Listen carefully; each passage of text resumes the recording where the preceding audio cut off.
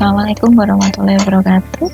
Hari ini saya akan menjelaskan tentang teori organisasi pada pandangan sosiologis dan juga manajerial.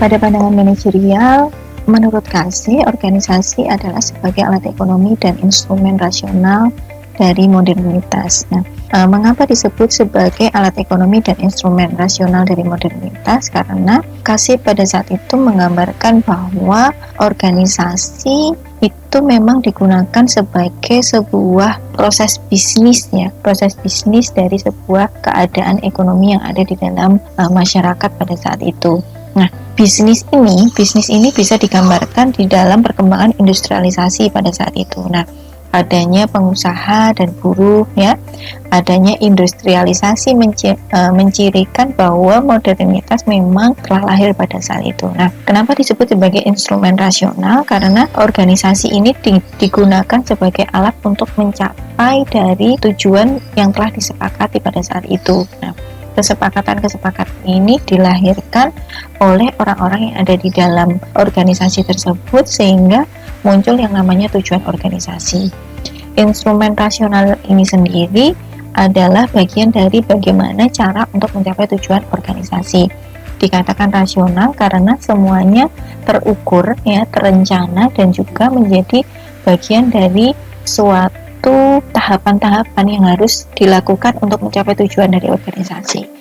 Nah, ciri-ciri organisasi dalam pandangan manajerial adalah yang pertama memaksimalkan utility function. Utility function ini adalah memaksimalkan fungsi-fungsi kemampuan yang ada di dalam organisasi tersebut, yang di dalamnya terdapat sumber daya manusia, terus sumber daya keuangan, dan juga sumber-sumber kapital yang lainnya, sehingga seluruh sumber daya yang ada di dalam organisasi tersebut bisa digunakan untuk mencapai tujuan organisasi.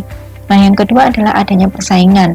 Karena dari pelaksanaan fungsi utility itu tadi, memaksimalkan fungsi utility, maka munculnya persaingan yang ketat di dalam organisasi tersebut.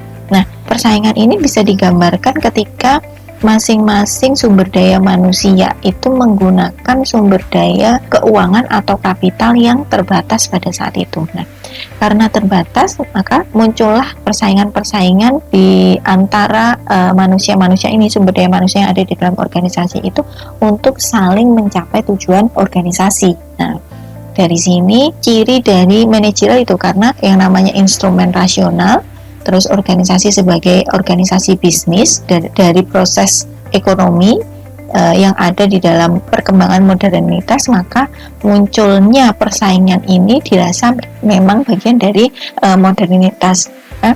Kalau misalkan kita sekarang melihat banyak sarjana menganggur, misalkan seperti itu, atau banyak lulusan S1 yang sulit mencari pekerjaan. Nah, itu karena banyaknya persaingan. Karena apa?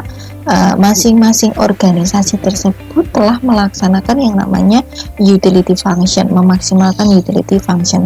Nah, organisasi tersebut menganggap bahwa dengan memaksimalkan fungsi dalam organisasi, dia dapat mencapai tujuan dari organisasi. Kalau misalkan di dalam organisasi tersebut mereka menganggap sumber dayanya itu cukup, ya, mereka tidak perlu merekrut sumber daya yang lainnya. Walaupun sumber daya yang ada, mereka juga akan merasa mempunyai tingkat kesulitan yang lebih. Nah, sehingga persaingan ini juga akan menjadi sebuah persaingan yang ketat yang ada di dalam luar organisasi.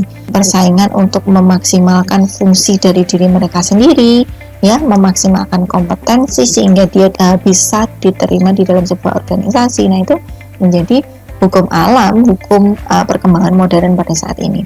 Selanjutnya adalah kecenderungan pada penerapan prinsip-prinsip yang mendukung kapitalisme. Nah, pandangan manajerial ini bahwa organisasi itu memang mendukung kapitalisme. Kenapa? Karena secara bagian dari organisasi itu adalah organisasi bisnis. Ya, namanya bisnis itu, ya, mereka mengedepankan keuntungan. Ketika mereka mengedepankan keuntungan, sebuah organisasi, ya, ada yang posisinya di atas, ada yang di bawah, ya, ada yang sebagai tuan tanah, ada yang sebagai buruh, ada yang pengusaha, ada yang karyawan. Nah, itu sebagai satu hukum yang memang harus ada. Nah, Pandangan manajerial itu menempatkan prinsip-prinsip seperti ini, prinsip keadilan, prinsip demokratis, dan lain sebagainya. Itu di luar dari pandangan manajerial, itu nanti akan dipandang sebagai pandangan sosiologis. Nah, untuk pandangan sosiologi sendiri, bahwa organisasi merupakan hubungan sosial kalau menurut Weber. Sedangkan menurut Durkheim, organisasi merupakan sistem sosial. Menurut Parson sendiri, organisasi adalah unit sosial yang dibentuk untuk mencapai tujuan yang spesifik. Nah, dari tiga ini, Parson itu lebih condong ke arah ke manajerial, tapi dia menggunakan prinsip-prinsip sosiologis untuk memasukkan bahwa untuk mencapai tujuan dalam sebuah organisasi itu ada hal-hal yang harus dipatuhi di dalamnya. Salah satunya ada unit sosial di situ, di dalamnya sini juga ada yang namanya sistem sosial dan lain sebagainya. Nah, ketiga tokoh ini menyebutkan bahwa sebuah organisasi itu adalah bagian dari suatu kerangka sistem sosial yang besar. Jadi ketika kita bicara sosial, berarti kita bicara tentang hal-hal yang berhubungan tentang perkembangan sosial masyarakat yang ada di dalam sebuah organisasi tersebut. Nah, untuk mencapai itu semua, ini menjadi bagian dari kritis atas pandangan manajerial. Perilaku manusia dalam masyarakat tidak selalu memaksimalkan fungsi utilitas. Nah, itu adalah kritik yang pertama. Yang kedua, tidak selalu terencana, ya. Yang ketiga, tidak selalu bersaing. Untuk itu, lahirlah yang namanya perilaku manusia dalam masyarakat itu memang tidak bisa disamaratakan, sehingga ada yang tidak bisa memaksimalkan fungsi utilitas, ada yang tidak selalu terencana, ada yang tidak selalu bersaing. Untuk itu muncul yang namanya konsep-konsep yang namanya trust, norma sosial, terus kerjasama, networking, dan lain sebagainya. Itu adalah suatu bentuk kritis atas yang namanya pandangan-pandangan manajerial itu tadi. Nah, selanjutnya muncul yang namanya prinsip kolaboratif. Prinsip kolaboratif ini menjadi salah satu bagian menyeimbangkan antara pandangan manajerial dan juga sosiologis. Jadi selain dia punya strategi, punya hal-hal yang terencana, punya SOP, kebijakan, dan lain sebagainya, mereka juga mempertimbangkan pandangan-pandangan sosiologis yang lain, bahwa di dalam perjalanan untuk mencapai tujuan organisasi tersebut harus ada yang namanya kerjasama, harus ada yang namanya networking, harus ada yang namanya saling belajar antara satu stakeholder dengan stakeholder yang lainnya, harus ada saling berbagi, share vision, motivation, dan lain sebagainya. Seperti itu adalah bagian dari prinsip-prinsip kolaboratif.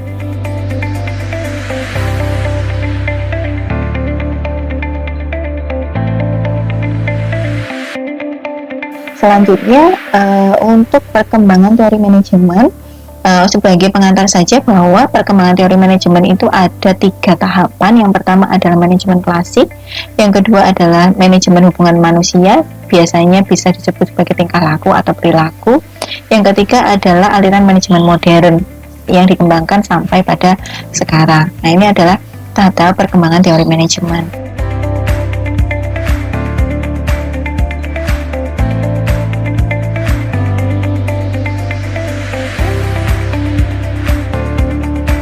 Teori kontingensi beranggapan bahwa organisasi harus menyesuaikan diri dengan perkembangan lingkungan agar dapat bertahan.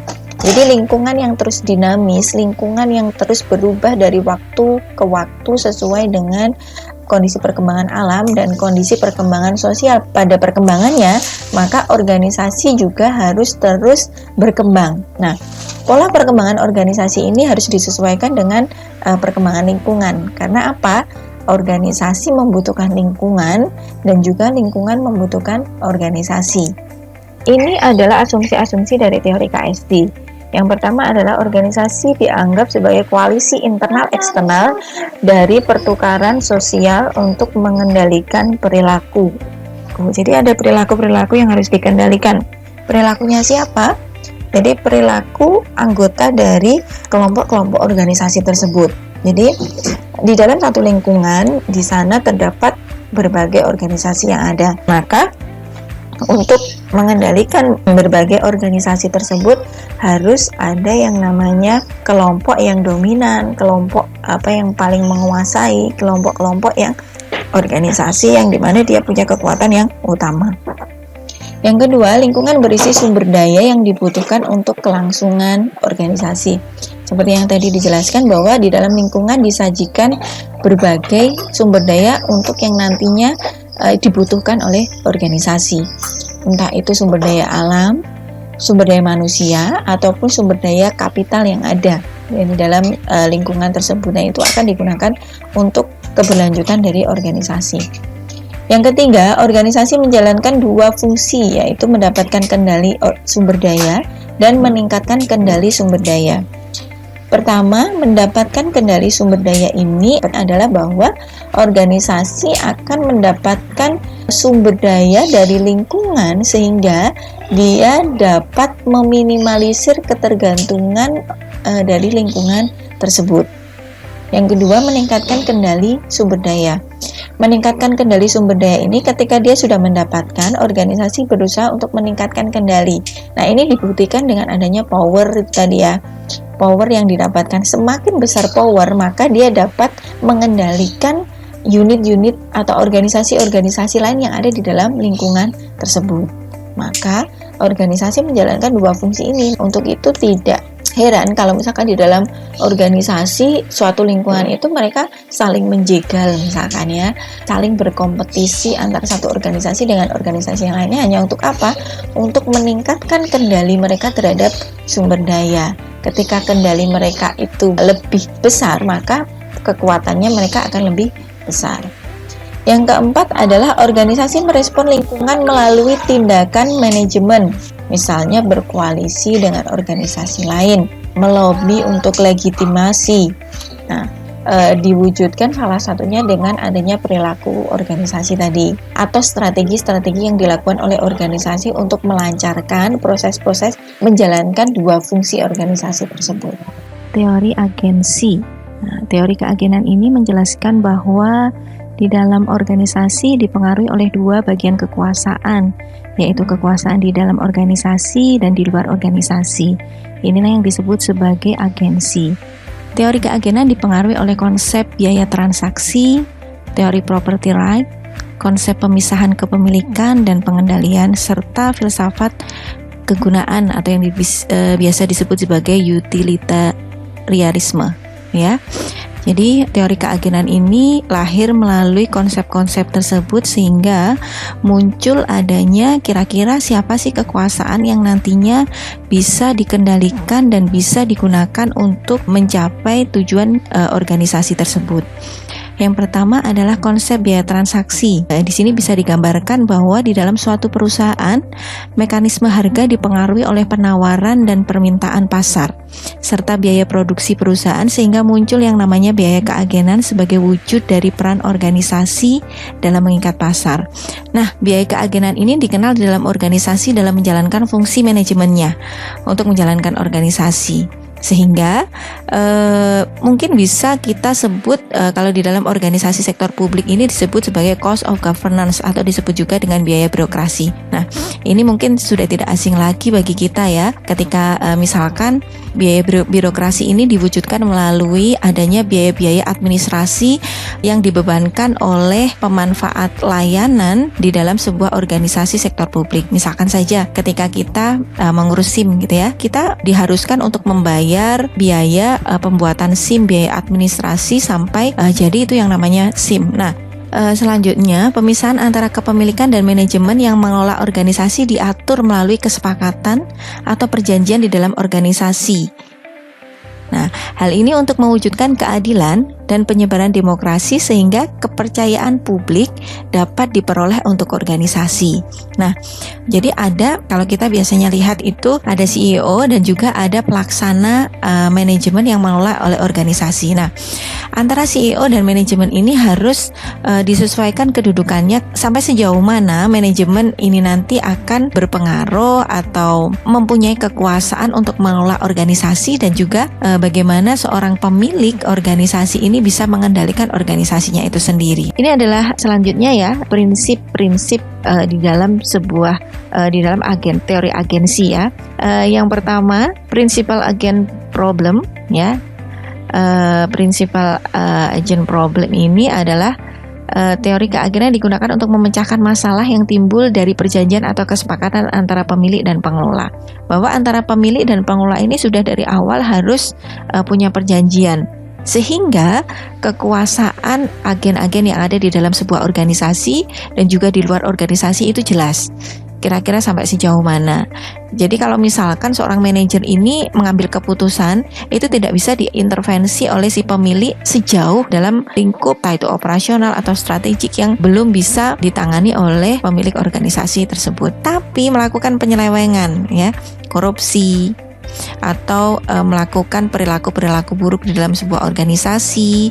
Nah, ini bagian dari bagaimana kekuasaan agen-agen yang ada di dalam sebuah organisasi itu tidak berfungsi dengan baik. Yang ketiga adalah pemilihan SDM yang buruk bisa diselesaikan dengan employment contract. Nah, ini membuat kontrak pegawai sehingga agen dapat bertindak sesuai dengan kepentingan organisasi. Nah, agen ini yang berkuasa di dalam sebuah organisasi salah satunya adalah manajer dan juga pegawai yang ada dalam sebuah organisasi juga termasuk pada agen internal organisasi. Mereka tahu batasan-batasannya. Saya bekerja sampai sejauh mana, sejauh apa, peran saya itu yang formal itu seperti apa, saya harus bekerja sesuai dengan job desk saya dan sebagainya. Nah, ini harus selesai di awal. Sehingga ketika kontraknya itu tidak terpenuhi di awal, maka SDM ini bisa dianggap buruk karena tidak memenuhi indikator-indikator yang sudah disepakati di awal. Salah satu untuk mengatasinya melalui adanya reward and punishment, ya, reward and punishment-nya. Reward pada perkembangannya memang insentif atau reward kompensasi finansial itu adalah pada era klasik itu memang yang paling utama gitu ya. Tapi untuk sekarang dalam perkembangannya itu reward ini tidak hanya bicara tentang kompensasi finansial, tetapi lebih pada apa yang benar-benar dibutuhkan oleh SDM tersebut. Apabila SDM tersebut sudah tercukupi secara materi, maka dia butuh reward yang lebih, misalkan pujian gitu ya, promosi dan lain sebagainya. Hal ini dilakukan untuk meminimalisir bencana moral. Oke, selanjutnya adalah institutionalism teori. Oke, jadi paradigma institutionalism ini adalah organisasi merupakan sistem sosial yang bentuknya dipengaruhi oleh sistem simbolis, budaya dan aspek sosial lainnya. Ya. Ini bisa dilihat melalui adanya norma-norma gitu ya, kepercayaan, terus struktur organisasi, kesepakatan-kesepakatan yang ada di dalam sebuah organisasi yang sifatnya adalah struktural ya. Sifatnya struktural. Jadi kelembagaan ya. Cirinya adalah kelembagaan yang disepakati oleh anggota-anggota yang ada di dalam sebuah organisasi. Nah, ini ada banyak mazhab-mazhab ya. Yang normatif ini pengembangan organisasi atau pelaksanaan organisasi dalam mengatur anggotanya, terus dalam memenuhi tujuan organisasi, semua bergantung pada norma dan nilai yang berlaku dalam sebuah institusi. Selanjutnya adalah rational choice, pilihan rasional. Kata kuncinya di sini adalah institusi membuat aturan untuk meminimalisir perilaku negatif. Salah satu perilaku negatif ini adalah bagaimana sebuah individu cenderung untuk memuaskan keinginan pribadinya. Maka dari itu, organisasi perlu ini menekankan ini semua melalui dalam aturan-aturan yang ada di dalam sebuah organisasi. Terus historical institutionalism, yaitu dia bicara tentang sejarah ya, bagaimana dia itu ini penting sekali ya untuk melihat. Misalkan saja ketika kita menghadapi pandemi COVID nih ya, ketika kita menghadapi pandemi COVID, banyak berita-berita muncul dulu ternyata juga ada pandemi influenza gitu ya. Nah, pandemi influenza itu juga menyerang selama bertahun-tahun, hampir sama seperti pandemi COVID ini. Nah, ketika pandemi COVID ini ada ya, organisasi-organisasi khususnya bidang kesehatan, mereka berkaca lagi sejarahnya dulu pada waktu pandemi influenza itu kayak gimana sih penanganannya. Nah, itu namanya forecasting ya. Forecasting dari mana? Mereka belajar dari historical ya. Mereka belajar dari historical di masa lalu, sehingga ketika ingin menentukan satu keputusan, aturan, kebijakan gitu, itu berdasarkan pada hasil masa lalu yang nantinya diramalkan lagi melalui forecasting nanti. Terus selanjutnya adalah constructivist institutionalism, yaitu memahami dan menjelaskan ketidakseimbangan yang ada dalam organisasi atas aktor-aktor yang terlibat. Nah, jadi kata kuncinya di sini adalah ketidakseimbangan Jadi ada agen-agen, ada aktor-aktor yang terlibat di dalam organisasi. Nah, posisinya ini ketika mereka memahami peran dari anggota gitu ya, atau pegawai, pimpinan dan juga pemilik perusahaan atau manajer dan lain sebagainya, itu mereka komunikasinya itu tidak lancar misalkan ya, sehingga pelaksanaan fungsi masing-masing dari posisi entah itu di pegawai, manajer dan lain sebagainya itu mereka kurang seimbang. Terus institusional ekonomik ya, memahami peran organisasi dalam mempengaruhi perilaku ekonomi. Jadi ini biasanya bisa digunakan untuk memahami kira-kira pasar ini maunya kayak gimana. Contohnya pada saat pandemi kemarin ini, UMKM itu ya yang ada di seluruh Indonesia gitu ya, di negara kita itu sangat berperan penting di dalam keseimbangan perekonomian kita. Jadi banyak yang di PHK nih ya, banyak yang dirumahkan, tetapi UMKM kita itu terus tumbuh. Terus yang terakhir adalah radikal institutionalism, yaitu transformasi masyarakat yang lahir akibat ketidakpercayaan pada rasionalitas dan instrumental organisasi sebagai alat untuk mencapai tujuan. Nah, ini muncul ketika banyak patologi-patologi di dalam sebuah organisasi ya. Salah satunya adalah misalkan korupsi, perilaku-perilaku buruk, adanya ketidakseimbangan hubungan di dalam sebuah organisasi. Jadi ketika mereka itu beranggapan, ternyata orang-orang yang kompeten itu mereka itu ya korupsi juga loh. Jadi buat apa? Mereka katanya sudah kaya, gajinya sudah tinggi, kenapa kok masih korupsi? Nah, akhirnya muncul distrust ini ya, ketidakpercayaan di dalam sebuah organisasi. Oke, terima kasih Ci untuk hari ini. Kita sudah menyelesaikan pembahasan teori-teori organisasi. Selanjutnya, silahkan berikan assessment gitu ya, penilaian kira-kira sampai sejauh mana sih kalian itu paham tentang teori-teori organisasi melalui video-video ini. Jadi nanti kalian bisa kirimkan komentar dan lain sebagainya melalui link Google Drive, dan juga sekaligus pengiriman tugas-tugas yang nantinya akan kami berikan setelah adanya penjelasan ini berakhir. Nah, tugasnya ini bisa diketik sesuai dengan standar ya, sesuai dengan aturan standar.